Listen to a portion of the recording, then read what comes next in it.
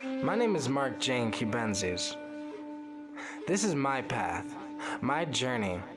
I'm willing to explain it all to you guys. No holding back anything. I just hope you're ready for the experience. And I just hope you can handle it.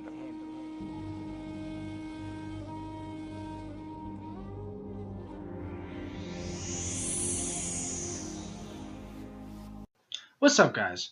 Mark Jane Kubenzis here, and I do apologize for not making videos lately. Now, the reason why I haven't been making videos lately is because right now I have to use the microphone on this computer, which sucks to me because I spent like $400 on new studio equipment, new microphone, new mixing board, but like now it's fucking up, okay? Because I bought a new computer because my old one crashed, and then this computer doesn't have a fucking mic plug-in, so I can't use my analog mixing board that I just bought with it. And then my old USB mixing board has this loud, annoying hissing in it, so I couldn't use that either. So I'm like, I gotta use the fucking mic on the computer. But hopefully you guys can get past the quality and just listen to the trip itself. This right here is gonna be another DMT trip report, and this trip report is gonna be called the Dancing Noodle. Let's get into it. So the trip starts. I used to work at this pizza place with my dude, James, which he was in my very first DMT trip, okay? So, very first time I did DMT, I did it with him. Now, we were talking about DMT to a few employees, and my dude, Bob, I'm going to call him Bob, because I don't know if he wants his name out here. So, my dude, Bob, was so interested in doing DMT or whatever, so we all decided to go to my house after work. Only me, James, my dude, Justin, Bob, we were the only four that did DMT that night.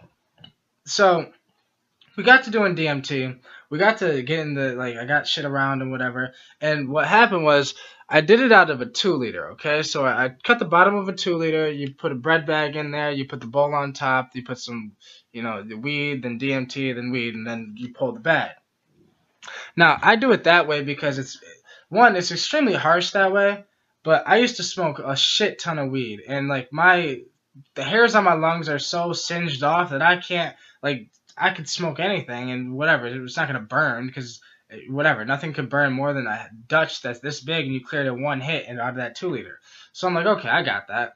But everybody else's lungs were, not used to shit like that. So they couldn't clear bottles like I could. I could clear a 2-liter with no problem. So we got to sitting down to smoke the DMT. And, I packed it. I had enough DMT, to pass around a couple times. So I just decided to do that. So the first person that hit it, but before I get into us hitting, I guess, I pulled out some chairs from the kitchen because I knew that there wasn't enough room on the couches for us to sit down. So I pulled out some chairs, and my dude Bob was going to sit in the hard chair next to the couch. I'm so glad that I told him to sit in the chair, on the love seat, than on the hard chair. Because, I know DMT, the first time people smoke DMT, sometimes it hits you so hard that you just, and, you just fall back and you just basically fall asleep, or it puts you to sleep or something like that. So, I knew that if anybody was going to sit in the hard chair, it'd be people that weren't going to smoke the DMT. So I got around to packing the DMT, and everybody was I could tell everybody was nervous. I was, a little nervous, so James was like, fuck it, I'll hit it first. And James is my dude. That's my dude. So he hit it first, and then I passed it to Bob. And then Bob hit it. I pulled him. See, I was pulling it for everybody. So, I kept having to repack it every time, somebody would, whatever. And so when I gave it to Bob, I repacked it for him because James cleared it. And, I'll get into what happened, the trip itself, after I get to us passing it around. So I pass it to Bob, and Bob hits it. He only clears about 25% of the bottle and then holds it and then blows it out. And he's just, staring, because he's probably started to trip or whatever. His walls probably started breathing and moving, and he's just, just staring. And I told him that, he should hit more, but he was just, staring. He was like, oh, whatever. And then, so I passed it to my dude Justin, who was next to me, and then I passed it. And then I finally hit it. And then whatever. And then 5 minutes later, I asked anybody if they wanted to hit it again. And so I pass it to Bob again. This time he clears about 50% of the bag this time. So he cleared about 50%. And now this is crazy. When he hit this, I'm so glad that I had him sit on the love seat and not in the chair. Because when he cleared about 50% of it, he started coughing, but he was holding it in cough, like one of those type coughs. So like as he was doing that, he held it as long as he could, then he blew it out. Then all of a sudden he just shot up and then boom, dropped. And like I'm so glad that there was a couch there and it was like there was nothing that so he could hit his head or something like that, because he would have bashed the back of his head as he was in the chair. He probably would have fell out the chair. So like I'm just so glad that I told him to sit in the love seat. So after that, I pass it around again. Justin, when I passed it to Justin, he was just in a hysterical laugh. He was just ha ha ha ha ha ha ha, like he was in this hysterical laugh, and I'm just like, dang, bro, you good? Because like I've never really seen people go into an hysterical laugh like that. Usually when they hit it, they either start tripping and then just like close their eyes or some shit like that. But like he didn't really hit that much. He was a little timid on it. So that's probably why that was the first time he's ever tripped on anything. So when he seen the walls moving and shit, he probably just thought it was hilarious. So then I get to pass it, hitting it myself. Okay, now the problem was me and James were the only ones that were really experienced with DMT, and we understood it. So we understood that DMT is the gateway to heaven. This is what happens when you die. This is real. This is real. This is the real deal. These are our beliefs, but this is just what we believe in. And so when I passed it to James again, and I hit it, okay, I mean we were hitting the most DMT out of anybody. Out of anybody out here, we were hitting the most DMT because we were the most experienced. So we wanted to go the farthest. Now, the farther we wanted to go, the less far we went. I don't understand it. I still to this day don't really understand that day, because me and James were hitting it. And then what's crazy is me and James had this connection. I'll tell you about another trip report about another like telepathy connection that we had. But we have this connection with DMT that it's like we understand each other. So what's weird is we were both trying to go far, and we hit a lot. I mean, like there had to have been a 0.1, 0.2 of DMT in this bowl that me and him were just hitting. Like I don't know. We hit a lot of DMT at one time, and thinking that it would take us farther. So we did that, and nothing really happened. It didn't really take us. It didn't take us as far as we would like. Like all we seen was the vortex. We seen the beautiful vortex. We started kind of flying through it, because what's crazy is we both look at each other. So as we're sitting here like this, we open our eyes and look at each other at the same time. It was like, "Are you having the same problem?" And we both basically said at the same time, like, "Are you having the same problem?" Like, I'm not going as far as I want to. And he was like, "Me neither, bro. I don't understand. I don't know what's going on." And he was talking about how maybe the light beings, or maybe that dimension, or somebody was teaching us a lesson, showing us that it's not always about going farther in that dimension. It's maybe we had to learn more and pay attention more about the vortex or something like that. So then we're both just contemplating on, damn, what's going on? Because I also know that DMT builds a tolerance. So if you just keep hitting it back to back to back, you're going to have to smoke more and more and more to get the same amount that you would the very first time you hit it that day. So we were almost getting to the point where it's like, there's no point to hit it again, because we're just going to start wasting it.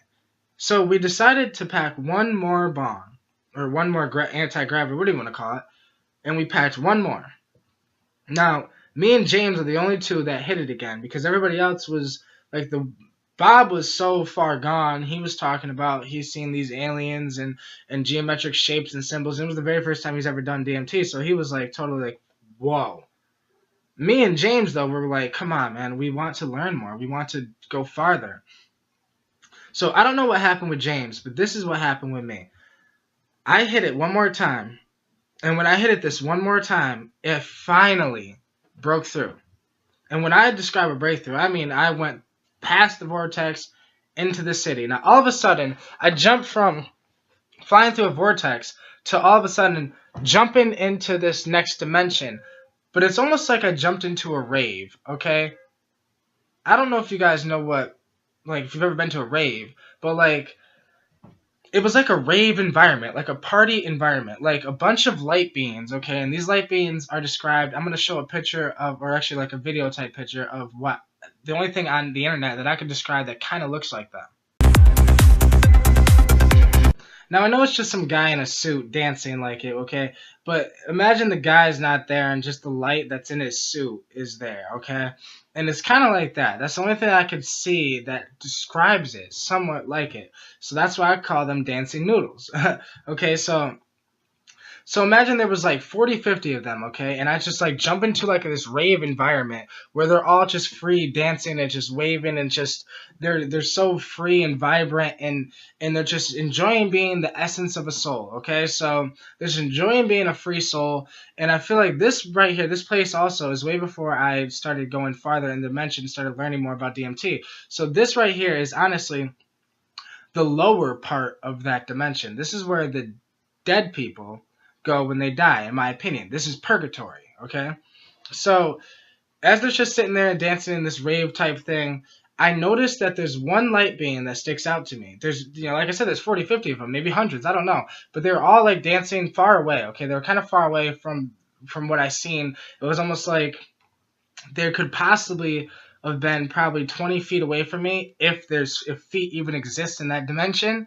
So it's like they were 20 feet away from me, and they were all just dancing together and just, just whatever. And then there was one that locked eye contact with me. We locked eye contact. And when we locked eye contact, he just, I don't know, I felt his energy, or him, she, I don't know. I felt its energy. And it just went from being all the way over there to just jumping in my face and just waving and dancing in my face. Just like something like this. And he was just noodling, dancing in my face, and he was just all there, and it was almost like he was trying to get my attention. He was like, hey, look, pay attention. And like, it was the craziest, it was just crazy because doing DMT, I never experienced that up until then. And still to this day, I haven't really experienced a dancing noodle in my face. I've seen light beings, and I've seen them sing to me, but not like this. There was no words said. It was a feeling, and it was emotion, and it was a telepathy connection that I had with this light being, okay? And this light being just was there, and he was just dancing, and he was so free in essence and vibrant, and then he was just in my face dancing, and then all of a sudden it went from me being there, and then I started falling back away from that dimension.